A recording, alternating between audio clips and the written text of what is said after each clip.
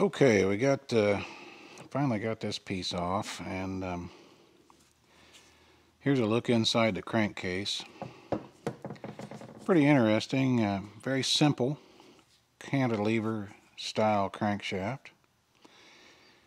And of course the rod goes on here, and there's a little nut that goes on there to it's not going to slip off. But anyway, this crank pin here runs in this little groove right here. I think you can see that.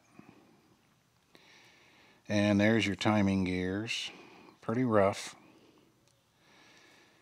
very rusty. All this is still frozen. I can move these governor weights a little bit, but I can't turn the shaft yet. Got a lot of work to do to get this freed up. Anyway, there's a little peek inside the crankcase there.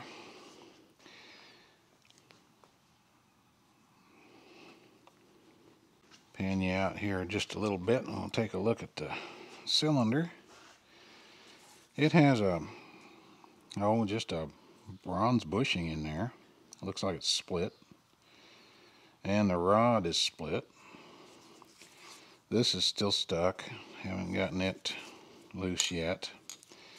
But the bad news is, let me square up with your view, I'll square up the wrist pin in there.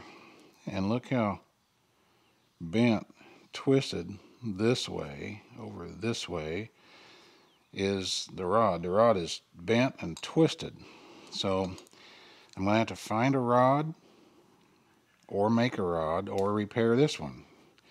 Those are my three options. So we'll see, once I get the piston pressed out of there, what it's going to take to fix that. But let me pan you back out here a little bit. But anyway, that's the initial teardown and what we're looking at here. So, you know, it's I knew it would be a project. I haven't gotten into the wood part of it yet. Let me show you that. Okay, here's one of the screws that holds the wood in. I'm going to take a pair of pliers. I've already taken a couple of these out. But look, that's all that's left of the screw.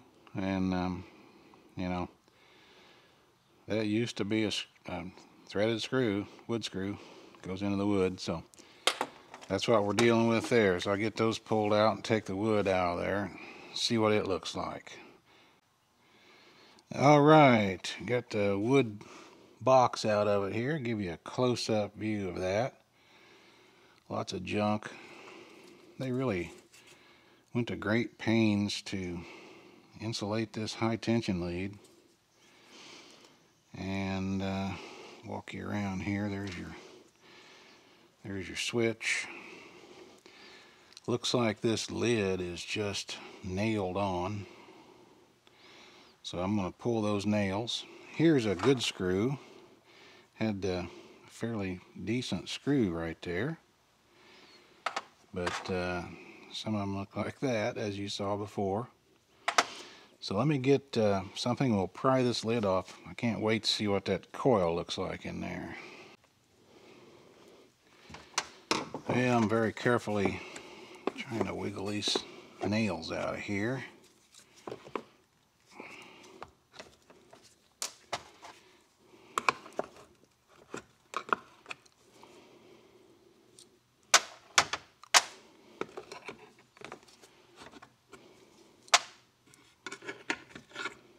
Wasn't much left of that one. And there's a long one. Well, I've got one right here. It's hidden in there. The head's gone off of it. Maybe two of them there. Yeah, looks like I can pry that up anyway. Just kind of carefully prying here. It's coming. It's coming. Gotta be careful not to break it, but probably gonna reproduce it.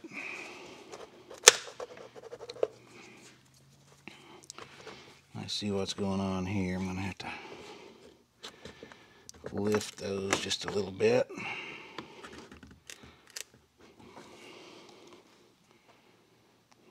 And can't quite get to these nails.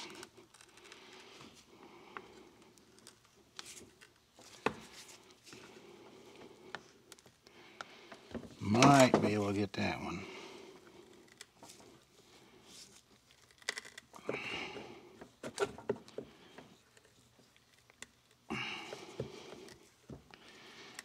There it comes.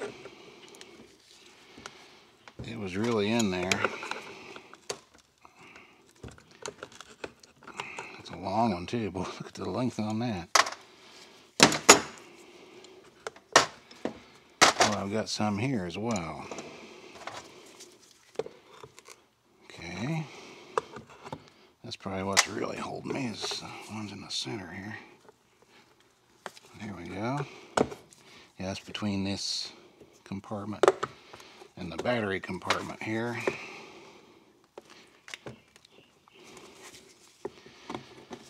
Let's see what we can do here. Oh yeah, here it comes.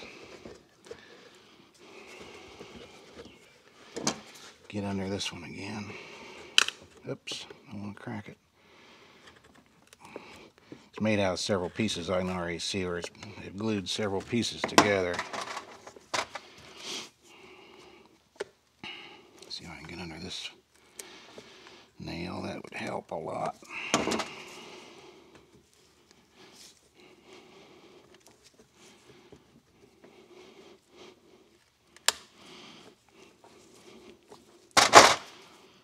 This wood is pretty rotten.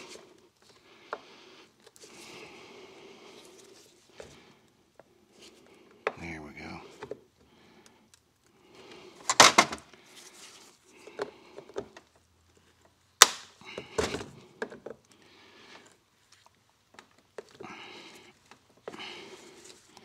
Boy, that's a long one there too.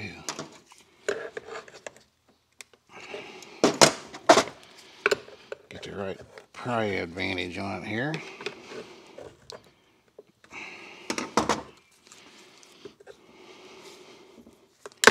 Oh, there went the head. That's okay, I can pull the wood up off of the nail now. Like so.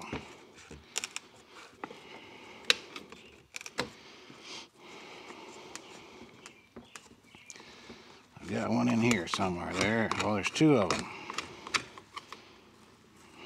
Scrape the grease out of the way, I can see them.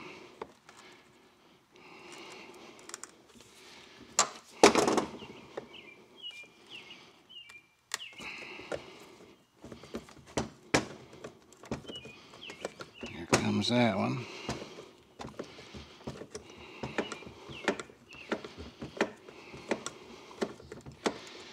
You were never ever going to have to ever get in here again after they built this. I can tell. Now let's see what we've got. Alright, here we go.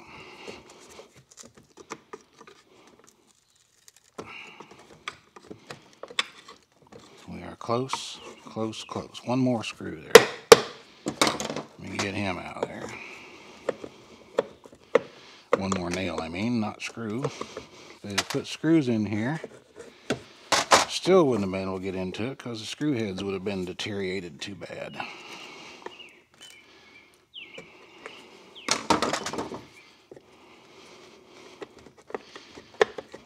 We're just about there, folks. Just about there. One more. Yep. And it's just randomly nailed too. You could tell that each one of these battery boxes was hand built.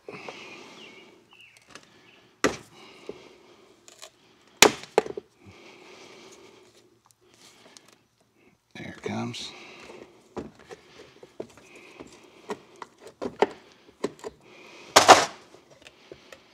Oh my goodness. My goodness. My. Those are batteries. Let's take a look.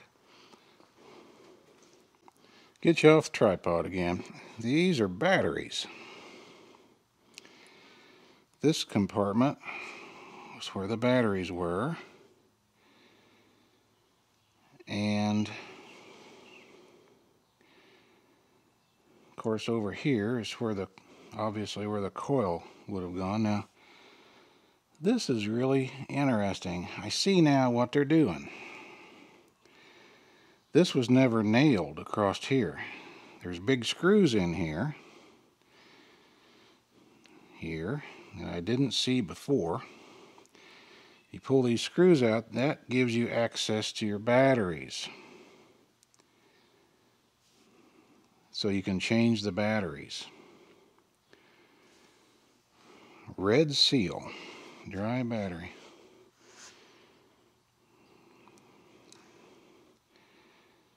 Wow. Alright, so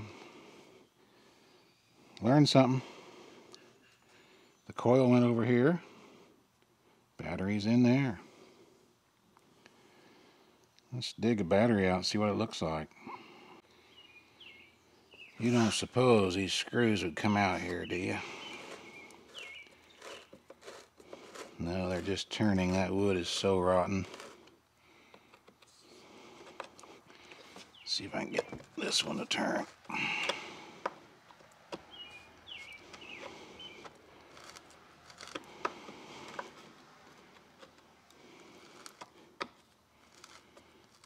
I'll bet somebody has run this in the later years of its life on a battery other than these.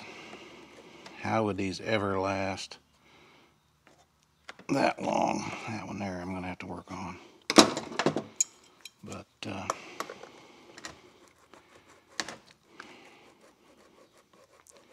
definitely rotten.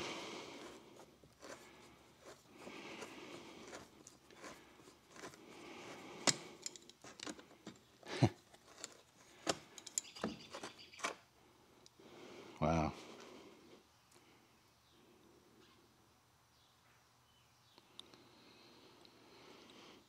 Okay. Well, let me work on this, and I'll bring you back when I get in there. Okay, we're getting close here. Couldn't get this one to turn.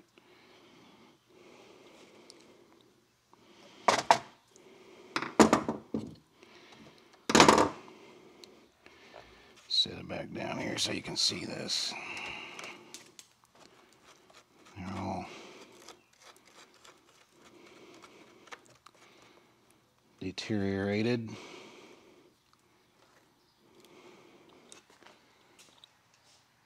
Make sure you can see all that on the camera.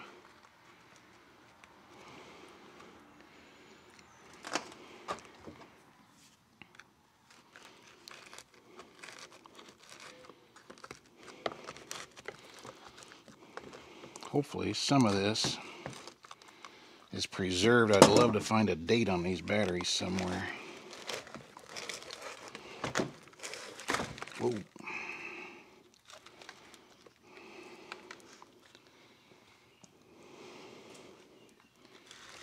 Oops.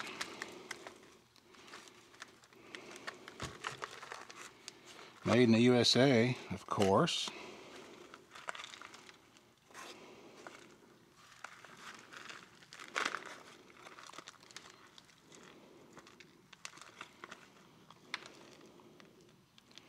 How poisonous is this stuff?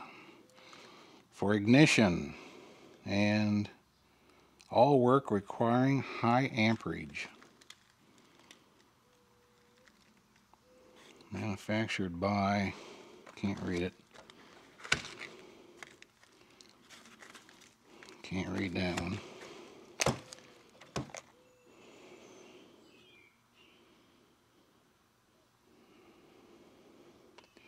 Positively guaranteed for all of your open circuit work.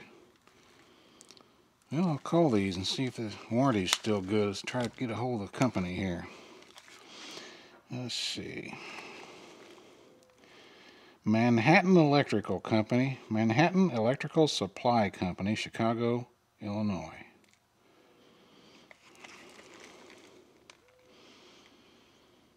There you go, guys. Old carbon rod in the center there. This is obviously deteriorated carbon or something in there. I don't know what those are made out of, but no dates. Alright. Surprise, surprise. Okay, I'm going to go over here on the press here. I've got hydraulic press with the cylinder in it. Set up here on a couple blocks. And I've got a little bit of pressure on it here. So I'm just been heating it a little bit.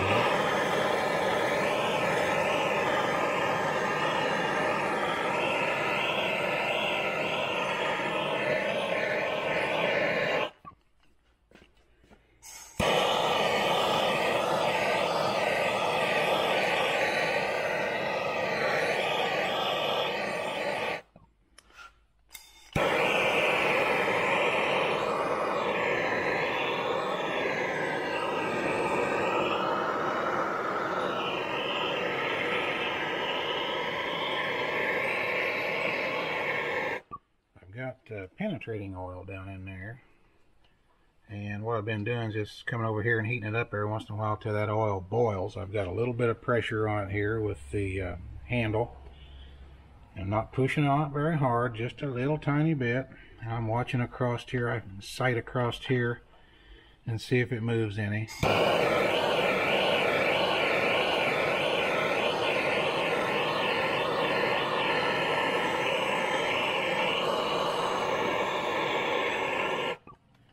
Nice and gentle, nice and easy.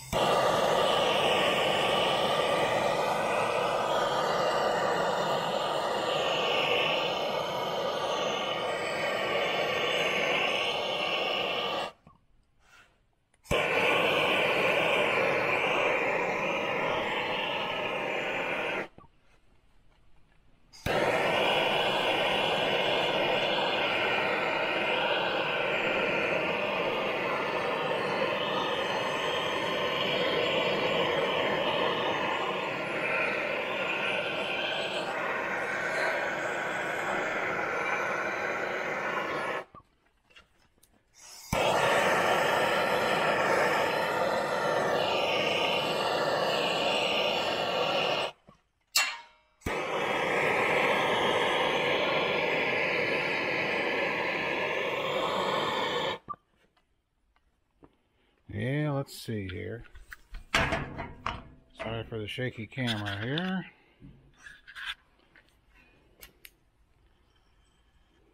I don't know if we can see that stuff down in there or not. I hear it bubbling.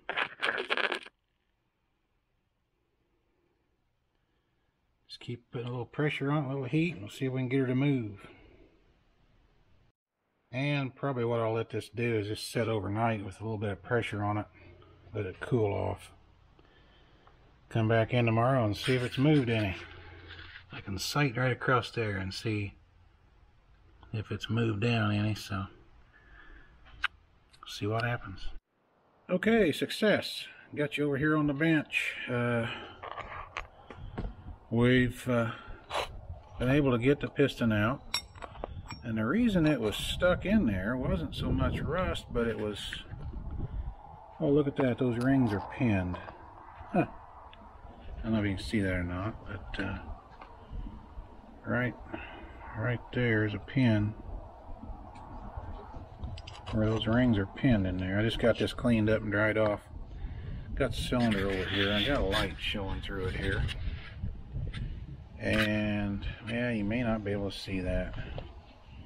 Anyway, there's carbon buildup in there. I think you may be able to see it there. All the way around. And I already scraped it off the piston here. But there you might be able to see a little bit. Get the light just right. And that's actually a buildup up on top of the cylinder surface of carbon. So, good news is the bore is pretty good. So that's the good news. Took some pushing to get it out, but hey, we got it. Oops, let me turn that compressor off. So anyway, that pretty much tells you what's going on here. Maybe you can see it, I don't know. This little camera doesn't have the best lens for close-up work here. But anyway, making a little progress. It took some pushing to get it out of there. I mean, I had to heat it a couple of times, about 3 or 4 times really, and let it cool. And it seems to be okay. I've got to get the rod out of it now, but at least I think it looks like it might come out pretty easy. It looks like the wrist pin had pushed out on this side. This side is in a bit. This side is pushed out some, so almost proud. So kind of lucky we caught that. I'll have to reset that. May have to make a new push rod or wrist pin. And I got to get this rod out. I straightened it a little bit just messing around. It's malleable, so I think it's going to straighten without breaking. So I'll get it out and get it in the press and push around on it a little bit and push it back square again. So I think I can save the rod, and I'll make new bushings for it. And there's a bronze bushing up in there too for the wrist pin. So progress is being made slowly. Okay, let me show you what I've found here so far. I used some of this seafoam. I don't know if you guys ever use this or not, but it's a pretty good carbon dissolver. So I wet this cylinder and let it set overnight, and come in this morning and just took some of this emery cloth here and did a crosshatch pattern and finished cleaning out the rest of the carbon out of there, and it cleaned up pretty well. Kind of happy with how the cylinder turned out. So I think that'll work great. Show you what I found here with the piston. Here's the rings, and of course they broke. Let me get you a close-up of them here. See if I can get you a close-up here. The rings were cut at an angle so they would fit together in the cylinder with the gap at an angle like this. And this angle, this gap, the piston was, the rings were pinned, as I said before. Let me look, see if I can see where the pin groove is. I don't see the pin groove. Maybe they weren't pinned. I'll have to get this groove cleaned and get back with you on that. It makes sense if they were pinned. It makes sense how they wore like this. Typically they'll rotate around a little bit when the engine's running. You see how thick it is down here and how thin it is at the gap. Well, the carbon would gather up in the gap and work its way back here, and as it built up under here, that made this part have more pressure on the cylinder, and this part of the ring wore thinner. So you usually break these rings getting them off. I always try to get them off, spend too much time trying to get them off without breaking them, but typically I break them. I just get tired of messing with them, just break them off of there. There I see a ring, a pin. There's a pin groove right there, indentation. Probably can't see that on the video, but anyway, that's where it was pinned at. And back here where it was pinned is thick. Opposite, it was pinned, oh, not quite opposite of the gap. So when you've got them pinned, they can't move and rotate and keep themselves clean. So this is what you get. I've only seen pinned rings in 2-stroke engines where they don't want the gap running up and down where the ports are. But this engine doesn't have anything protruding into the cylinder except the oiling plug, oil hole down here for the oiler. And it's well below where the rings would ever be. So I think when I put this back together, I'm not going to pin it. I'll probably cut that pin out of this piston and put conventional rings back in it. But I've been working, you can see how carboned up this grooves are here. I've been working on the bottom groove and getting it cleaned up. So I wanted to stop and show you how much carbon is built up on this. And with the amount of carbon in here and the amount of carbon everywhere on this thing, apparently this little engine ran just hotter than the dickens all the time. And with the cruddy oil they had back then, probably didn't do this thing any good. But you know, we've got better oils today, and I'll probably run, I usually run a non-detergent in engines like this, but you know, no more than I'm going to run it. I'll never have an issue with it anyway, but sometimes maybe a detergent oil might help keep those deposits under control. Maybe not. I think just our better oil nowadays that we've got is going to be not going to allow this to ever happen again. So anyway, it looks like from the wear groove or the wear ring in here, this engine does have some time on it, quite a bit of time it looks like. But cylinder looks good, piston looks good. I'll get this cleaned up and get some rings ordered up for it, and we'll get this part of it behind us here. Okay, I've got a good clean ring groove now, preliminarily cleaned. I'll clean it again after I get the new rings, make sure they fit okay. Got a ring cleaned up here a little bit, and on these grooves, tell you, the seal of the cylinder, the seal of the rings, a lot of guys think is just here on the outside where the ring contacts the cylinder. Well, that's a lot of it, but that's only about a third of it. If you've got worn grooves, if your grooves are worn to where they are tapered, you will actually have more leakage behind the ring than you will on the ring's face. So your ring fit is critical in the groove. So when you do a ring job, be sure and check your grooves to make sure that they're square and not worn. This engine was so carboned up that the rings hadn't moved almost since it was probably just shortly after it was new.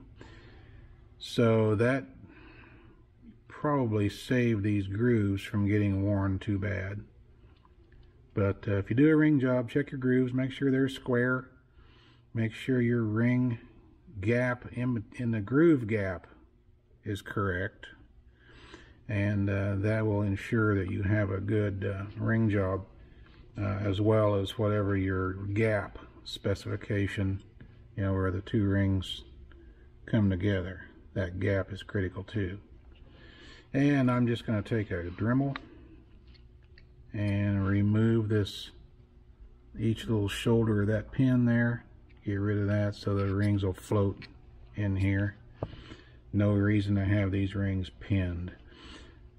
Matter of fact, where they're pinned is where they broke, of course. When you expand them out, that area that has the divot in it for the pin to fit is the weakest area, and of course that's where both of them broke. So just a little word there on rings. Well, I got lucky, got the bench block out and was able to lay it on here like this and drive the pin out.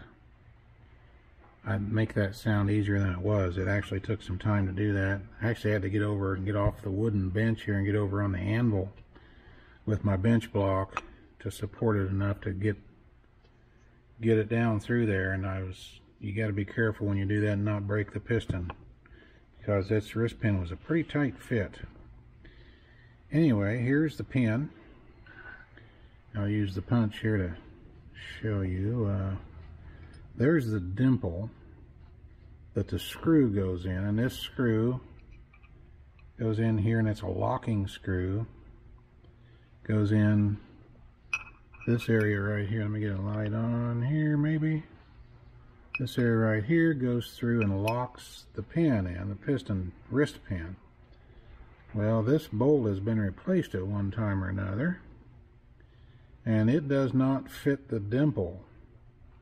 So it needs to be a little crown on that tip of that bolt to go into that dimple on that wrist pin. So that wrist pin had worked its way over. Luckily, it didn't score the cylinder. I've seen a lot of these where the wrist pin worked loose and just scored the dickens out of the cylinder, but I'm going to have to make a new set screw for this, which is fine. I think the pin's going to be okay. When I get it cleaned up, it fits good here. I may have to make a new bushing here. Don't know yet. We'll have to see what the fit is on that. And this rod is just crooked as a dog's hind leg. Probably can't see it in the video, but I'm going to straighten it up. Try to do that without cracking it or fracturing it. Get it squared up, and I think we'll be back in shape here. But just have to take your time and work slow and diligent, and lots of lubrication. So the question that may have come to mind is, I just set this rod up on this piston here, and you can see how it's bent. Here is bent that way. In other words, this is bent down here. You turn it over. There, it's bent up. You can see it there. Anyway, once I get this rod relatively straight, how am I going to make sure that these two bores are square with each other, parallel with each other, which is absolutely critical? Well, what I think I can do, this rod is relatively the same thickness in this area from here as it is to here, so that's good. I can put new bushings in here, set it up on the bridge port, and clamp it here so it can't move. And then I'll go in and ream each one of these holes on the bridge port without moving the setup. So then, technically, those bores should be square with each other. So I think that's how I'm going to end up squaring this rod back up again. The only thing I can think of right now. Okay, continuing on here. I spent most of the afternoon yesterday just taking things apart. I'll show you here. I want to start with the carburetor. Got most of it apart. I don't have the butterfly out of it yet, the throttle butterfly. Let me get a flashlight here. Set up where I can show you maybe. If you look in here, you may be able to see that, may not. Yeah, there it is. The butterfly's in there. It just, it's stuck still. And it's partially missing, so it's going to have to be completely probably disintegrated and taken out in pieces and then rebuilt. Shouldn't be a big deal, but here's the little mixer. The intake pipe, of course, screws on here.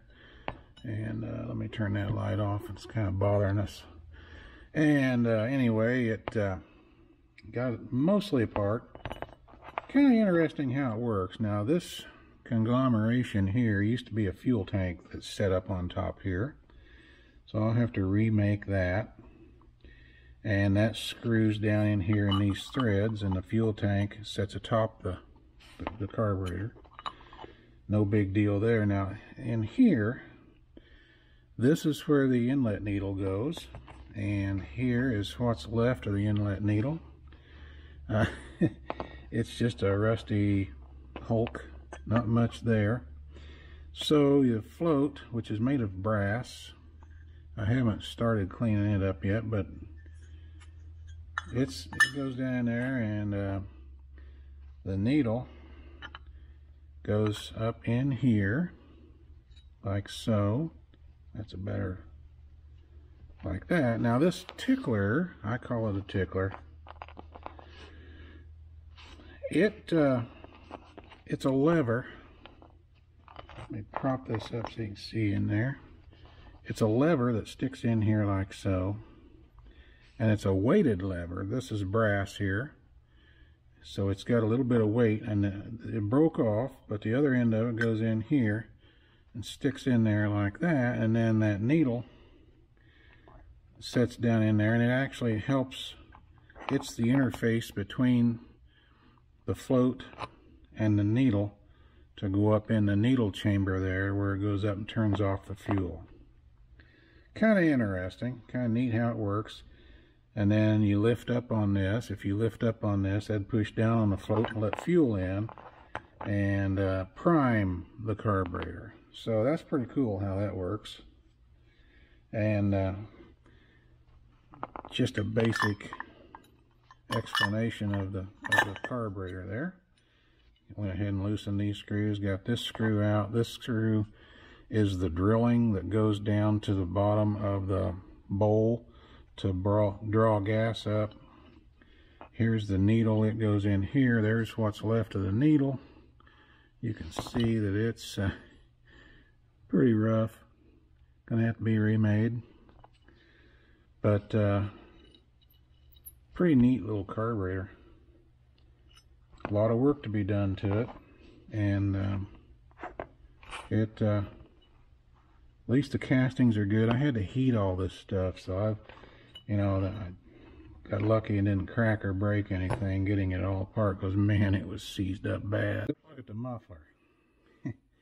Check this out. Here is a baffle plate that went in there, has holes drilled in it. Here are the two halves, and again, I had to heat all this to get it apart. Pretty rough. Haven't cleaned anything yet, but I think it feels like it's real good. I mean, I don't know if there's any pinholes yet or not. Well, matter of fact, yes, I do. Here's some pinholes right here. I may have to seal those up. Probably seal those from the inside. But anyway, pretty cool original muffler.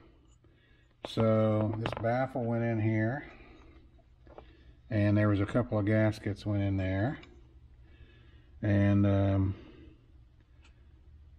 that comprised the chamber. And then I had to heat all this stuff, get it apart. Here's a little elbow that was on the end. Here's a pipe here. Now here, this nut, let's see if I can get it undone here. There we go. This nut screws down and connects these two chambers together. Basically like this. Then this nut screws on here, and you tighten all that together, and that makes your muffler. This went into the cylinder head here. This is a fine thread. I'm not sure what that thread is, but it's in the same thread in the cylinder head. So that's the muffler. That should go back together okay. I'll probably clean that up real well and braze that from the inside so you can't see the repair on the outside on those pinholes. And that should fix that. Interesting note here is these cuts. One of them is in one chamber and the other one's in the other chamber. And it's just kind of interesting how they're working the sound on that. And I'm looking down through this tube and it's still plugged. There was lots of mud dauber nests and things in there, and it just smoked up the whole shop when I started heating all this stuff up. But it had to get heated to get apart. Stuff aside brings us to the cylinder head. Still have some stuck valves, badly stuck valves. They're little bitty guys too. I think that's a number 10 thread on there. So that's, and I've bent them, tapping on them, trying to get them loose. I've had, the stem or the guides all red hot. This one I couldn't get on the inside very well, but this one I did. And of course, as you saw before in the overview video, they're composite valves. And I really like the way they're made, and they'll be easy to reproduce. And what I think I'm going to do is probably set this thing up over in the mill and probably just mill the heads off and try to get these valves off of there, because they're in excellent shape and they're probably made of a material that handles the heat pretty well. So I'm probably going to reuse those. If not, I'll remake valves. I'll make them out of tool steel for the head and a softer material for the stem. And if I have to, I'll make the guides too. These guides, I can see inside there that these guides are just pressed in. So I may have to make new guides for it too. A lot of work getting this thing back in shape, but I think it's going to be such a neat little engine. I think it'll be worth it. Continuing on with the head here. Here's the rocker arm stand. It screws in there. And of course the rocker arm reaches across here, and this is the exhaust rocker, or exhaust valve. So, and it's the one that's open, stuck open. So the exhaust spring is that one, and this one is the intake spring. Exhaust is a little taller. And I'm going to measure these before I destroy them, and so I know what size to make them back again. And that's about it. The old spark plug. I wish I could still get new porcelains, because the body of it is great. But I may work on making some kind of an adapter for that. Come up with something cool for the spark plug. But anyway, that's about it. That's the head. Oh, that's a part. It's a part except for the valves, that is. So I have to work on that. Okay, that brings us to this unit. What we've got going here, let me grab a pencil. There's a spring in here. And from what I can tell, this is a hex nut right here. And there it goes. Adjusting this nut will adjust the governor speed and sensitivity. So I'm going to try to get that loose probably about the first thing. This is the little driver for the tachometer out here. This is the points, and they were actuated off of this pin right here. Would come around and lick this, it would lick this tab right here and cause the spark. But this guy in here is stuck. Now back here on the back side, I've cleaned it up a little bit. I still have a lot of cleaning to do. I need to get in here with a dental pick now and pick out the rest of the crud in here. But I think the way it looks here, this disc may be threaded on, and it may be, I don't know, I'm not sure. The gear may be threaded on too. I'm not real sure. I'm going to have to carefully dissect this piece and try not to break anything, and that's going to be a challenge. The points thing here is loose, but that doesn't really do me a whole lot of good. Looks like the cam lobe is pinned on. I see a pin there. May have to drive that pin out. Looks like it drives out from this side. Try to get that cam lobe off of there, and maybe be able to pull this gear out this way. Also I see a pin here, but it's not turned, so I can get to it.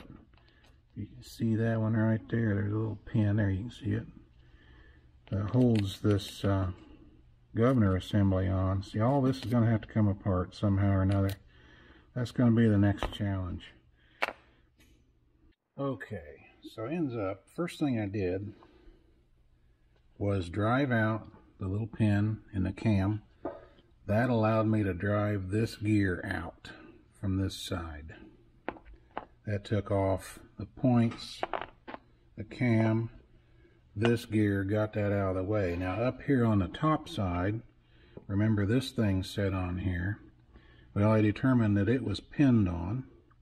So I drove the little pin out of it, got it off of there. Then I was able to put this in the press and actually press down on that little nub up there at the top, and I actually got it to move.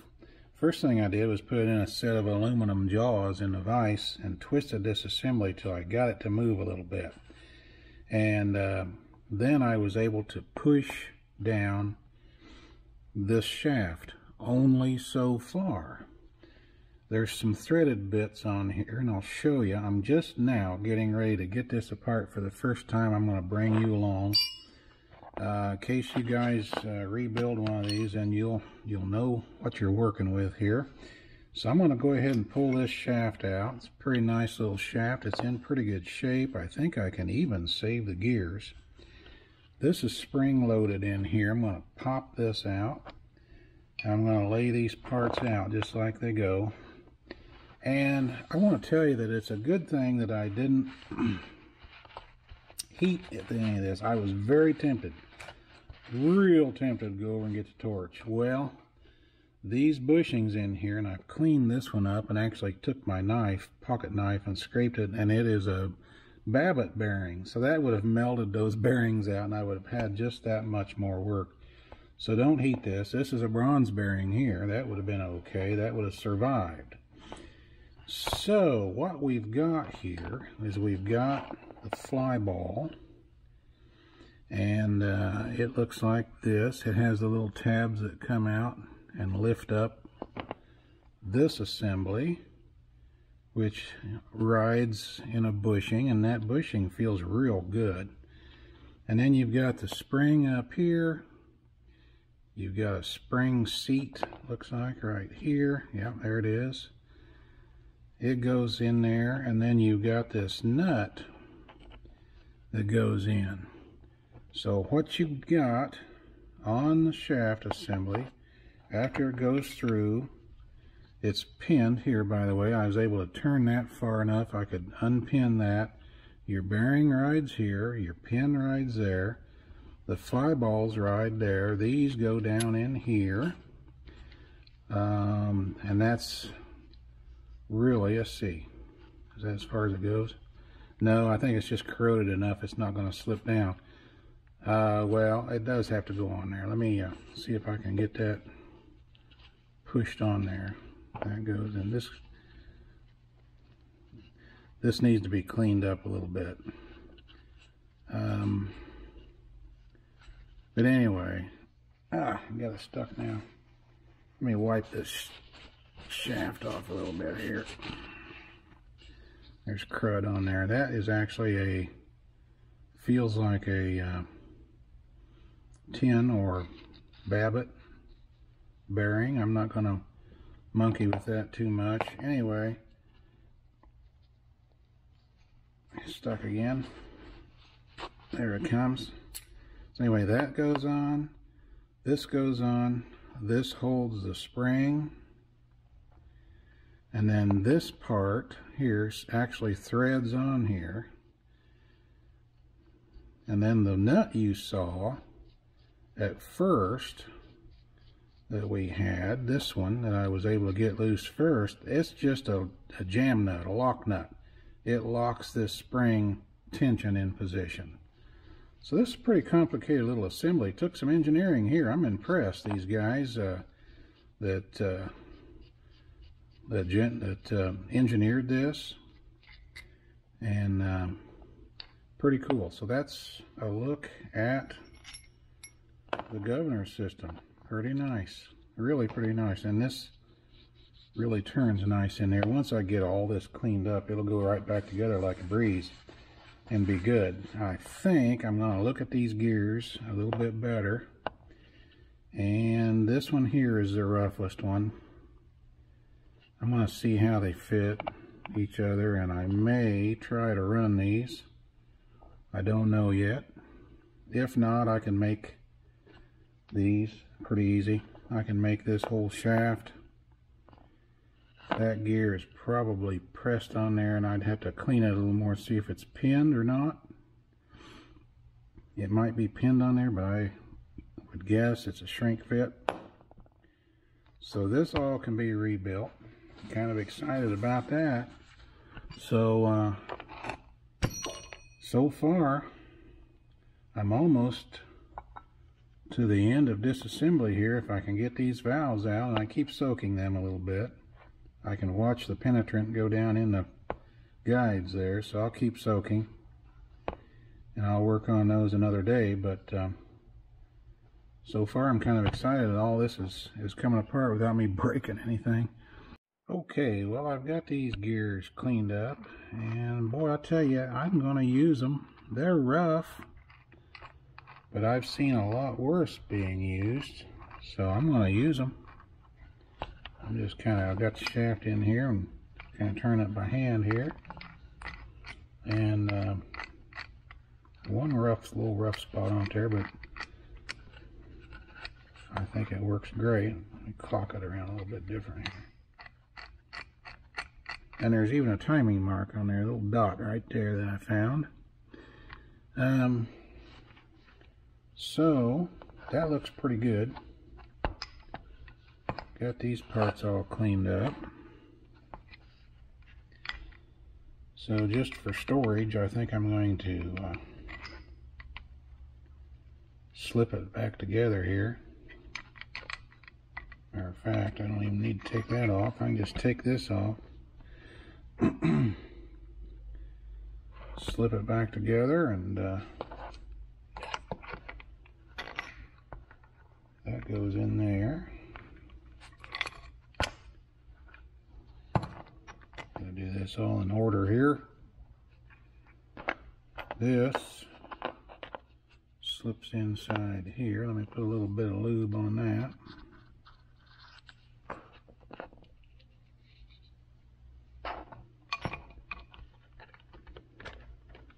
Balls go like so.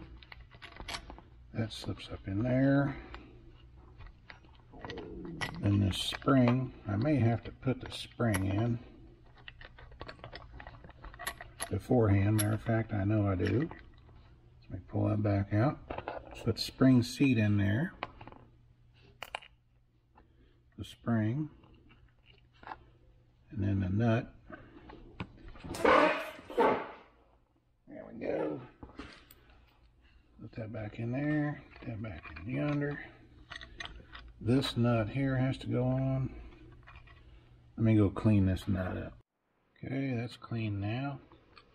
Compress the spring and stick it down in there. Pull the shaft back just a little bit to get that to go in. Like that. See if I can get the shaft up through it.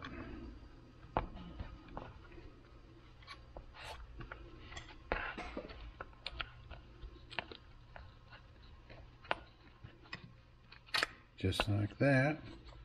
Now I should be able to start threading that piece on there. And it is, it's going. I'm going to take it on up. The gears are beginning to mesh. And I can screw that by hand without the gears turning. That's pulling this gear in.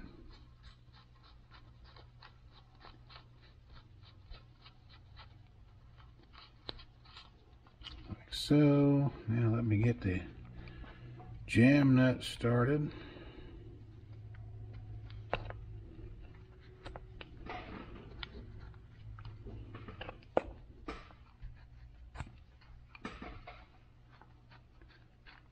There it goes.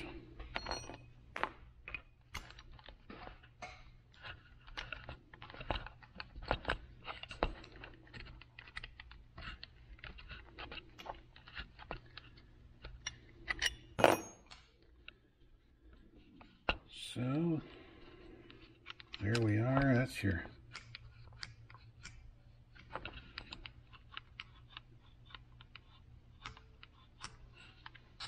ball action there.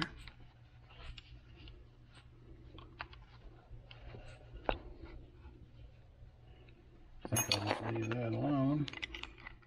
At least I got it back together so it's not, I won't be losing parts for it till I get the rest of it going here. Anyway, that gear shoves in there. The cam lobe goes on there. I'll have to clean it up a little bit. It's pinned. Of course, this goes on first. So back together she goes. So that's good. I was kind of sweating this piece, trying to get this working, fixed. The only thing I have to worry about now is this disc that I had to press off. I'll show you it. It is a little worse for wear, but I can straighten it up. And it goes on, and I noticed an area that was pinned, so I know it's timed. It goes just like that. I'm going to press it back on and probably cheat a little bit and put just a little spot of weld on it, and that'll get it back on there. I need to clean it up and straighten it, but I think it's serviceable. So anyway, back in a bit. Yeah, getting a closer look at it here. Let me get my pencil. I don't know if you can see it or not, but there's a little pin right there that located it in time. And that goes, there's a little divot right there on the shaft. You may not be able to see that, but if I put that back in there and get this all straightened up, put it back in there, time it to that, and then this will be in correct time, and probably at that point the timing marks will come into play. So get that straightened up, and I will disassemble this again, pull this shaft out where I don't take a chance on hurting that bearing when I weld this, and I'll just weld it on there if I ever have to take it off again, which I probably won't now I know how it comes apart. Then I'll be able just to grind the weld off and pop it back off of there. Around here, and speaking of a challenge, this guy right here is going to be the challenge of challenges, I think, because it is stuck badly. So at least I got it off the base, and the base is in excellent condition. But I think I'm going to set it on this face and put it in the press and put a little bit of pressure here and see if I can get that started to move out that way. I hope so. I hope it moves easier than I think it's going to. But that one's going to be a challenge too. So I'll bring it back when these other operations have made a little more progress.